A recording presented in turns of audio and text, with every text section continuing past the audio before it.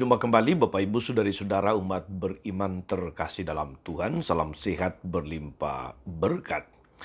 Hari Jumat tanggal 18 Agustus 2023, saya Romagus CSSR mengajak saudari-saudara merenungkan kutipan Injil Matius bab 19 ayat 3 sampai 12. Kita mendengarkan sabda Tuhan terlebih dahulu. Dalam nama Bapa dan Putera dan Roh Kudus. Amin. Pada suatu hari datanglah orang-orang Farisi kepada Yesus untuk mencobai Dia. Mereka bertanya, apakah diperbolehkan orang menceraikan istrinya dengan alasan apa saja? Yesus menjawab, tidakkah kalian baca bahwa Ia yang menciptakan manusia sejak semula, menjadikan mereka pria dan wanita? Dan Ia bersabda, sebab itu pria akan meninggalkan ayah dan ibunya dan bersatu dengan istrinya, sehingga keduanya itu menjadi satu daging. Demikianlah mereka itu bukan lagi dua, melainkan satu. Karena itu, apa yang telah dipersatukan Allah tidak boleh diceraikan manusia. Kata mereka kepada Yesus, jika demikian, mengapa Musa memerintahkan untuk memberi surat cerai jika orang menceraikan istrinya? Kata Yesus kepada mereka, Musa mengizinkan kalian menceraikan istrimu, tetapi sejak semula tidaklah demikian. Tapi aku berkata kepadamu, barang siapa menceraikan istrinya kecuali karena zina, lalu kawin dengan perempuan lain, ia berbuat zina. Maka murid-murid berkata kepada Yesus, jika demikian halnya hubungan antara suami dan istri, lebih baik jangan kawin. Akan tetapi Yesus berkata kepada mereka, tidak semua orang dapat mengerti perkataan ini. Hanya mereka yang dikaruniai saja. Ada orang yang tidak dapat kawin karena ia memang lahir demikian dari rahim ibunya. Ada yang dijadikan demikian oleh orang lain, dan ada orang yang membuat dirinya demikian karena kemauannya sendiri demi kerajaan sorga. Siapa yang mengerti, hendaklah dia mengerti. Demikianlah sabda Tuhan.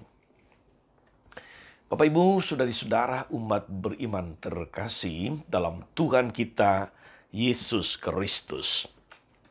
Hari ini Yesus mengingatkan kita bahwa perkawinan, bahwa hidup berkeluarga, hidup menjadi suami dan istri itu benar-benar direncanakan, benar-benar dikehendaki oleh Allah sendiri sejak awal mula. Oleh karena itu, kasih Allah di dalam keluarga juga harus benar-benar dijaga, benar-benar dirawat, benar-benar dikembangkan. Tidak dapat dipungkiri saudari-saudara bahwa hidup berkeluarga juga tidak selalu mudah. Seringkali ada tantangan, seringkali ada masalah, seringkali ada cobaan, seringkali ada ujian, seringkali ada pergumulan, dan macam-macam. Juga seringkali ada masalah karakter pribadi yang terbawa di sana, yang berbeda-beda. Ada masalah emosional, masalah psikologis, ada masalah relasi, ada masalah ekonomi, ada masalah pekerjaan, dan sebagainya. 1001 masalah bisa hadir dalam hidup berkeluarga. Tetapi saudara-saudari, persoalan-persoalan demikian haruslah dikelola dengan bijaksana. Haruslah dihadapi dengan bijak dalam iman akan Tuhan.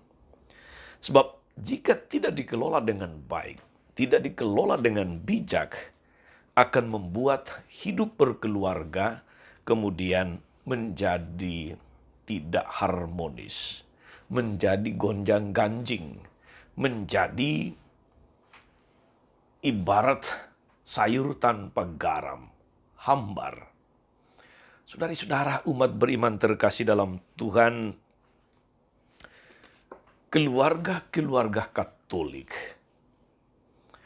keluarga-keluarga Kristiani, selayaknya hidup berlandaskan pada kasih Allah sendiri yang mengasihi jemaat, mengasihi gereja, mengasihi manusia dengan luar biasa. Kasih Allah yang menerima setiap pribadi apa adanya, yang mau mengampuni jika terjadi kesalahan, yang selalu memiliki pengharapan, yang tidak mudah menyerah, yang berpikiran positif, saling memahami terhadap setiap anggota keluarga, memiliki kepedulian dan mau mengampuni satu sama yang lain. Jika itu terjadi, maka keluarga apapun pergumulannya, apapun tantangan dan ujiannya, seberat apapun masalahnya, selalu ada jalan keluar. Selalu ada jalan keluar. Badai bisa berlalu.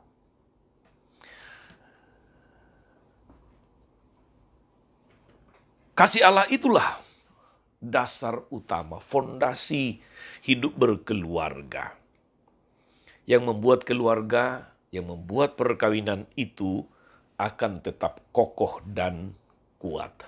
Manakala badai menerpa, manakala katakanlah banjir atau apapun melanda, gelombang-gelombang dalam hidup bersama.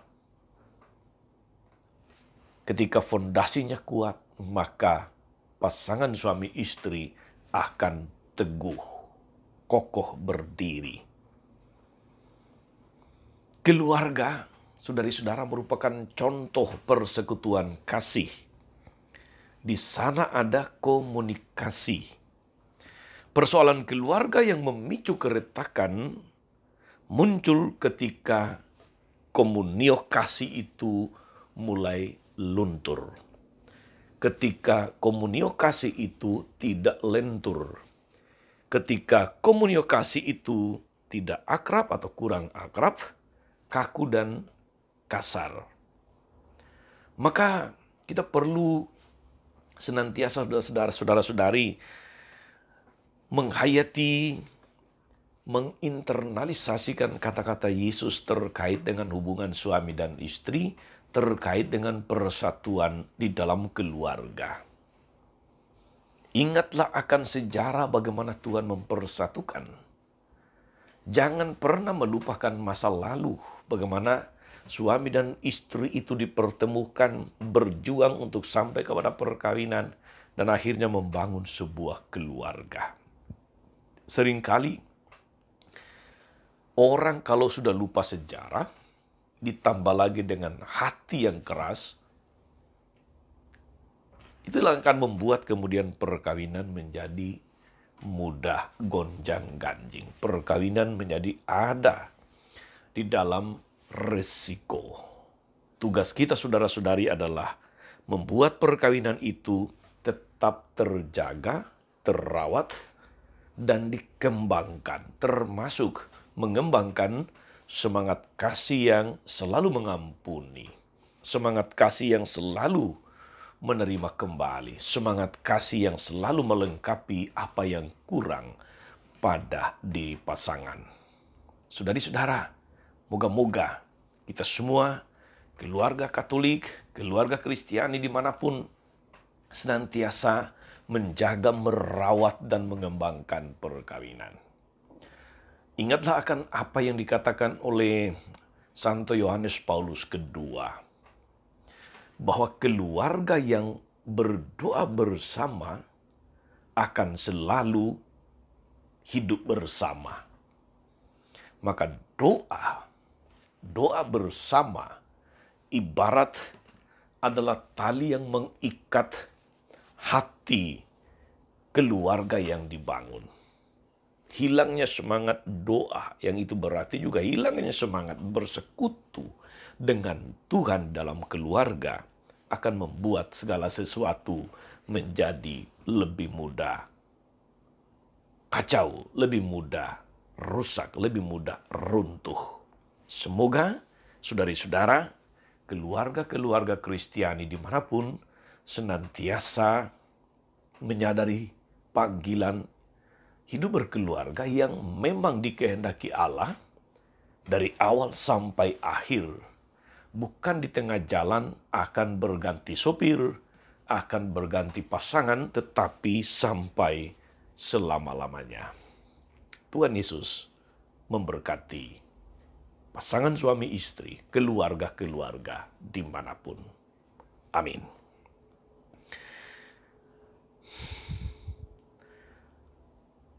Ya Tuhan yang penuh kasih, kami bersyukur karena Engkau meneguhkan kami pada hari ini melalui firman-Mu, meneguhkan pasangan suami istri, meneguhkan relasi-relasi yang seringkali berada dalam masalah, dalam pergumulan. Bantulah keluarga-keluarga Kristiani yang tengah mengalami kesulitan dalam perkawinan untuk menemukan kembali api cinta di antara mereka.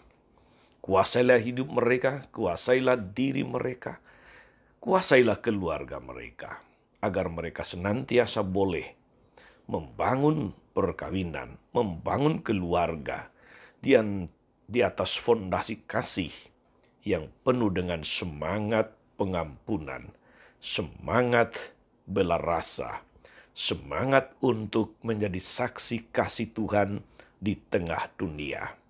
Ingatlah Tuhan akan semua orang yang sedang mengalami pergumulan saat ini. Pasangan-pasangan suami istri, keluarga-keluarga. Semoga Engkau boleh melembutkan hati yang keras dan senantiasa menunjukkan jalan terang untuk mengatasi masalah-masalah dan pergumulan-pergumulan. Ingatlah juga akan saudari-saudara yang sedang sakit keras.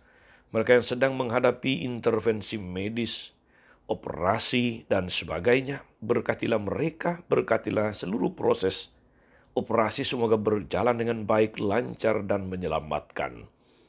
Terpujilah namamu sepanjang segala masa. Amin.